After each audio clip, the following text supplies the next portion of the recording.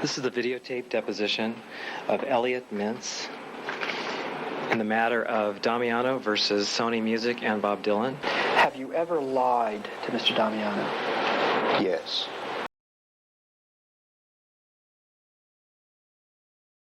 Someday, maybe you'll be able to tell the greatest story. Say the greatest line. Give the greatest performance. Find the greatest find.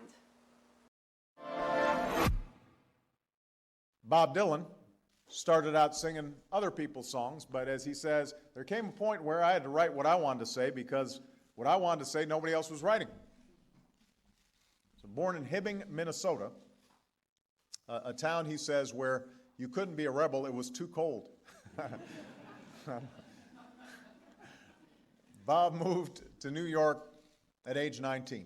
By the time he was 23, Bob's voice, with its weight, its unique gravelly power, was redefining not just what music sounded like, but the message it carried and how it made people feel. Today, everybody from Bruce Springsteen to U2 owes Bob a debt of gratitude. There is not a bigger giant in the history of American music. There are thousands of facts that support the fact that Bob Dylan is a plagiarist. It would be impossible to cite all the details in a 2-hour movie. One fact we do want to cite is the most important fact, and that is that it has been reported by Reuters that at the age of 16, Bob Dylan was already a plagiarist and knew the value of plagiarizing songs. Quoting Reuters, a poem written by a teenage Bob Dylan and up for auction at Christie's is actually a song written by the late Canadian country singer Hank Snow. Christie's announced on Tuesday the sale of the handwritten poem, believed to have been written in 1957 when Dylan was 16 and away at Jewish camp. The words, with a few minor variations, match those of a song previously recorded by Snow, who died in 1999 at the age of 85. Christie's said in a statement, "Additional information has come to our attention about the handwritten poem submitted by Bob Dylan to his camp newspaper, written when he was 16, entitled Little Buddy. The words are in fact a revised version of lyrics of a Hank Snow song."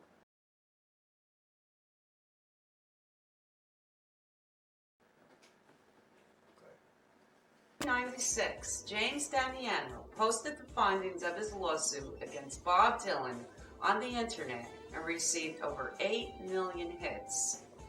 It was at this time that Bob Dylan's musical works were called into question, and the origin of his songs started to be scrutinized by critics.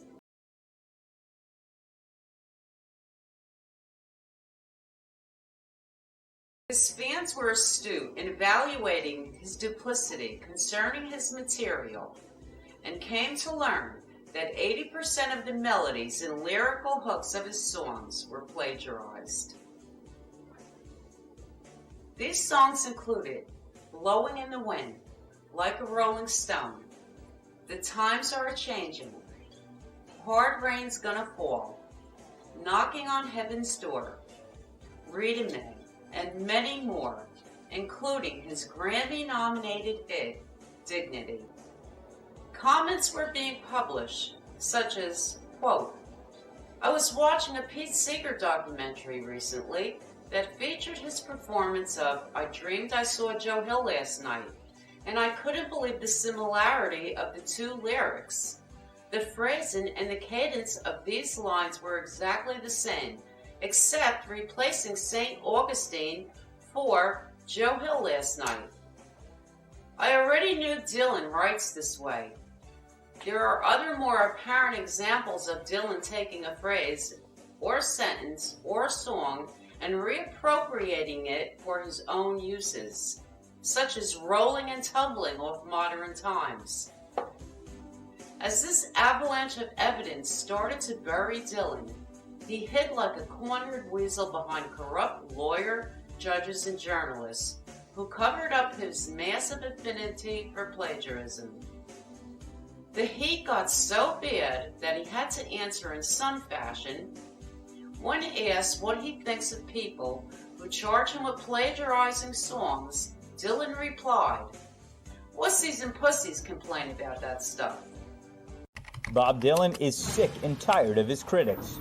In an interview with Rolling Stone, the 71-year-old folk rock icon, who has just released his 35th studio album, addressed charges of plagiarism, calling his critics wussies and pussies for claiming he was stealing from the works of others. In 2006, the New York Times accused Dylan of borrowing from a Civil War-era poet on his Modern Times album, and the Wall Street Journal claimed Dylan's 2001 record Love and Theft had very similar phrasing to a 1995 biography of a Japanese mobster.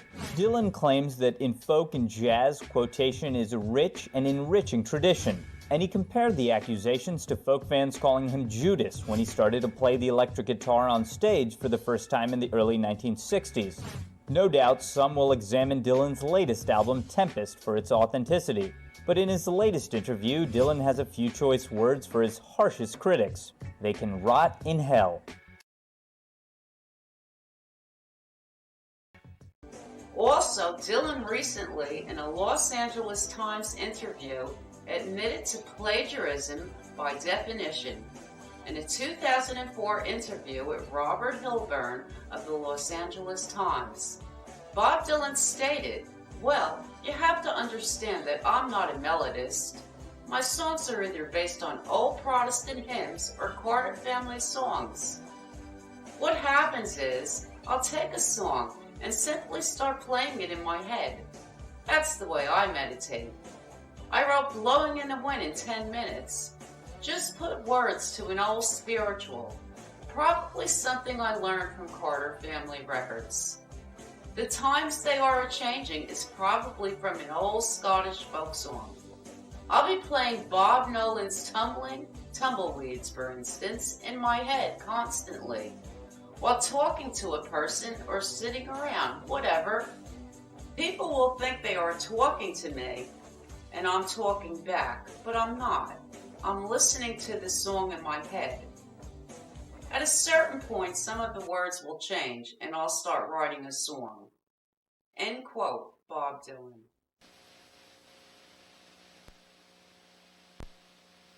This is the videotape deposition of Elliot Mintz in the matter of Damiano versus Sony Music and Bob Dylan. Have you ever lied to Mr. Damiano? Yes.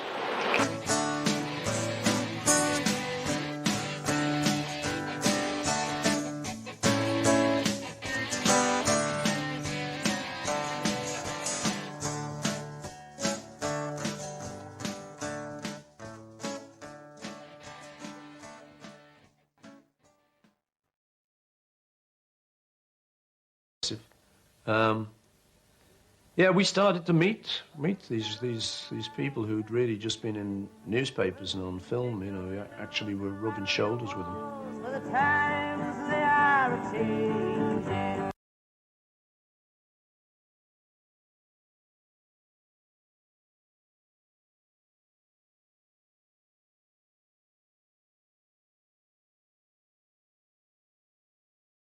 He was one of them. He was our idol. Bob was our hero. Not an idol, but we just heard his record. As I said, we listened to his album and it really gave us a buzz, and we played it constantly, over and over and over again. I mean, I heard of Bob through John. He'd played the records to me, and it was just great. I think it was freewheeling. We love Bob Dylan. Oh, what did you see, my blue-eyed son? And what did you see, my darling young one? Suddenly born baby with wild wolves all around it. So highway of Many times, but on those occasions when he would ask me, could I pass on something to Mr. Dylan, I may have said to him, I'll try and pass it along, 4 words to that effect.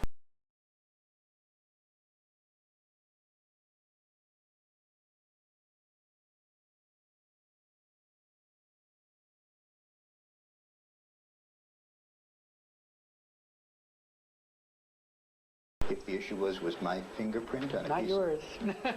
Somebody else's, sir, such as the defendant. that never crossed my mind. There would be no way that the defendant's fingerprint could ever appear on a piece of paper that came out of my fax machine and went directly into my file cabinet. Thank you. And would Mr. Dillon, on occasion, meet with Mr. Mintz in person? Well, yeah. The criticism that you've received for more or less leaving folk music for folk rock hasn't seemed to bother you very much. Do you think you'll stick with folk rock, or are you going on into more writing? I don't play folk rock. What would you call your music? I would call it,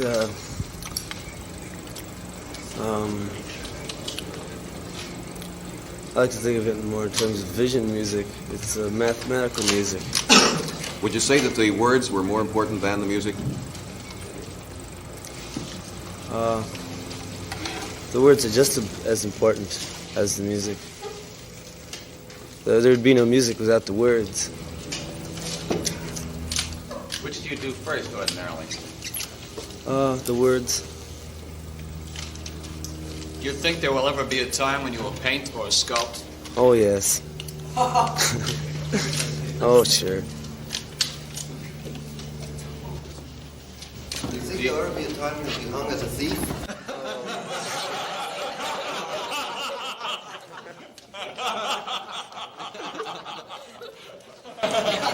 You weren't supposed to say that.